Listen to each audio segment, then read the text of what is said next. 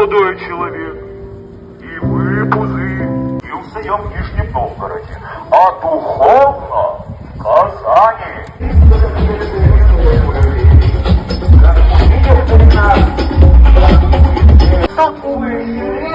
Что сразу видно? Ну, потому что без Горького ничего советского не бывает, как и наоборот. Казань — мой первый университет. Мои сочинения люди наизусть учат.